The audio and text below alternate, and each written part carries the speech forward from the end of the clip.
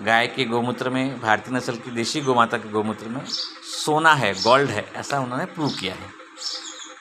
हम लोग अभी जो एग्रीकल्चर में काम कर रहे हैं उसमें भी स्पष्ट आ रहा है कि गोमूत्र में पोटास, अमोनियम सल्फेट और फुल्विक और रूमिक एसिड प्रचुर मात्रा में है।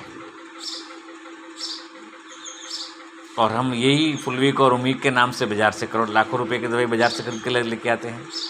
गोमूत्र को अच्छी तरह से कॉन्सेंट्रेट करके उसमें फुल्विक और रूमिक, पोटास, अमोनियम सल्फेट और भी चीज़ें हैं, बहुत सारी चीज़ें हैं उसमें, कार्बन भी है, मैग्नीशियम भी है, कैल्शियम भी है, सारी चीज़ें हैं।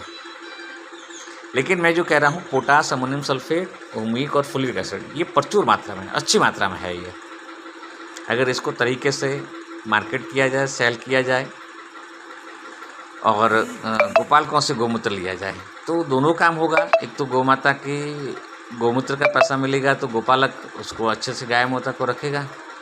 और दूसरा सबसे महत्वपूर्ण चीज़ कि हमारी खेती, हमारी धरती माता को भी गाय का गोमूत्र और गोबर मिलेगा। इसलिए मैं आज सबसे करबद्ध प्रार्थना करना चाहता हूँ कि हम लोग सभी मिलकर के गोमाता के गोबर गोमूत्र पर विशेष ध्यान देने की आवश्यकता है। उसको और कहीं ले जाने की आवश्यकता नहीं है।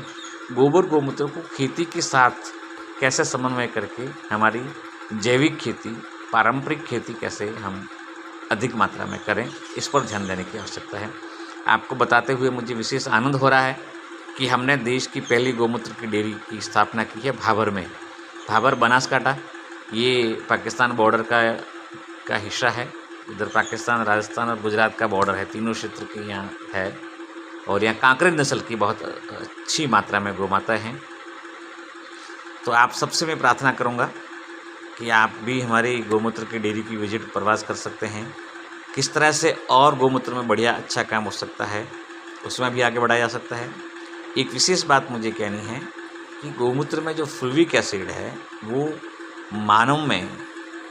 मानव शक्ति यानी कि पौरुष शक्ति को बढ़ाने में भी बहुत बड़ी काम करती है।